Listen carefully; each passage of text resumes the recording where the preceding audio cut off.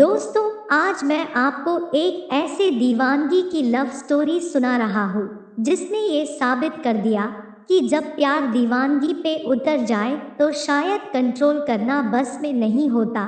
दुनिया चाहे जितना जोर लगा ले, समाज हमें जो समझे कोई फर्क नहीं पड़ता, क्योंकि प्यार किसी की जागीर नहीं होती। ऐसी ही लव स्टोरी है निशा और फौजी नीलेश की, जिसने दुनिया और समाज को सोचने पर मजबूर कर दिया। आखिर कोई भी प्यार में इतनी दीवानगी कैसे दिखा सकता है? क्या अच्छा है, क्या बुरा है, दिखना भी बंद हो जाता है। आज तक तो ये सब फिल्मों में देखा और सुना था। दोस्तों, आप अगर पूरी कहानी सुनेंगे तो आप भी सोच में पड़ जाओगे।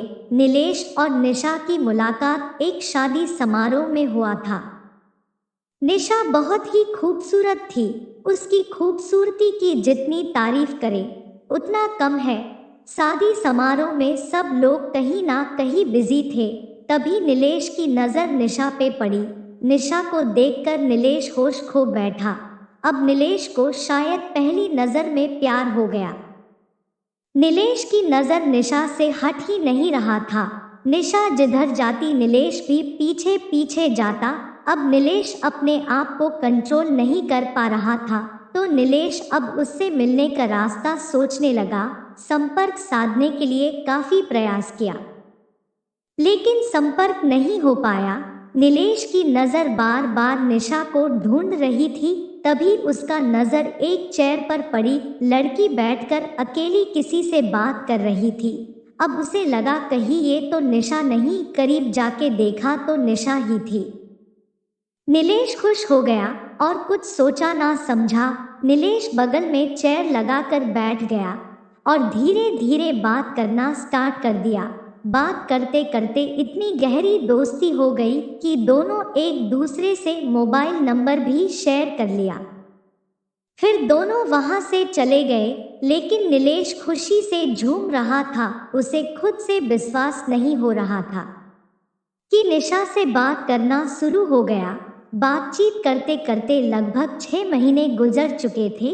नीलेश को मिलने का मन हो गया तो नीलेश मिलने के लिए जिद करने लगा, तो निशा ने यह कहकर मना कर दिया, आप मुझे कभी नहीं अपनाओगे। यह सुनकर नीलेश बड़े बड़े वादे करने लगा, जैसा कि लगभग हर आशिक करते हैं। लेकिन निशा कहीं बाहर मिलने के लिए तैयार नहीं थी। नीलेश जब भी बोलता तो वो हमेशा घर पर आने के लिए बोलती। नीलेश को बेचैनी लग रहा था। आखिर में नीलेश घर जाने को भी तैयार हो गया और जब निशा से मिलने घर पहुंचा तो निशा एक चेयर पर बैठी अपनी माँ से बात कर रही थी। निशा को देखकर नीलेश का हालत खराब हो गया। उसका रोंगटे खड़े हो गए, क्योंकि इससे पहले निशा का इस रूप के बारे में नीलेश को नहीं मालूम था। निशा दोनों पैरों से विकलांग थी। अब आकाश सोचने लगा, ये सब क्या हो गया? कहीं हमने गलत फैसला तो नहीं ले लिया? निशा रोते लड़खड़ाते हुए जुबान में बोली, नीलेश यही हकीकत है, इसलिए मना कर रही थी। नीलेश प्लीज लौट जाओ, अभी भी टाइम है। ऊपर वाले मेरी किस्मत में यही लिखा था। अब नीलेश को कुछ ना समझ आ रहा था, ना ही उसके पास कोई जवाब था। वो कुछ देर रुका और फिर वापस चला गया। नीलेश घर आकर बहुत देर सोचने समझने के बाद फिर निशा को फोन किया। निशा ने जैसे फोन उठाई, नीलेश बोला, निशा आई लव यू, मैं आपको कभी नहीं छोड़ सकता हूँ, मैंने फैसला कर लिया है। निशा को अजीब सा लगा, कहीं ये मजाक। निशा ने कहा, क्या मजाक कर रहे हो? बस भी करो, अब बहुत हो चुका, अब नहीं सहन कर पाऊंगी। आप एक फौजी हो, आपको मुझसे कई अच्छी लड़कियां मिल जाएंगी, सुंदर सुशील जो आपकी जोड़ी लगेगी। मैं आपके लिए नहीं, मैं विकलांग हूँ, मुझे कोई एक्सेप्ट नहीं करेगा। निशा ने बहुत समझाया नीलेश को, लेकिन नीलेश को कोई फर्क नहीं पड़ा और निशा को समझाया और शादी की तैयारी करने के लिए कहा। जब ये बात नीलेश के घरवाले को मालूम हुआ कि निशा विकलांग है और नीलेश को मालूम होते हुए भी उसी से शादी करना चाहता है। यह सुनकर नीलेश के घर में अफरा तफरी मच गई। वो नीलेश के इस फैसले से बिल्कुल खुश नहीं थे। इसके बावजूद नीलेश की दीवानगी कम होने का नाम नहीं ले रही थी। नीलेश पूरी तरह से टेंशन में आ चुका था, क्योंकि एक तरफ लाइफ की कुर्बानी और दूसरी तरफ घर वालों की कुर्बानी का सवाल था। इसके बाद नीलेश ने घर वालों के खिलाफ जाके कोर्ट मैरिज करने का प्लानिंग किया और ठीक कुछ ही महीने बाद कोर्ट में शादी की डेट फिक्स किया। शादी के दिन निशा को कोर्ट लाया गया और दोनों की मर्जी से शादी हुई। इनकी लव स्टोरी देखकर वहां कोर्ट के अधिकारी, विवाह अधिकारी सब हैरान रह गए।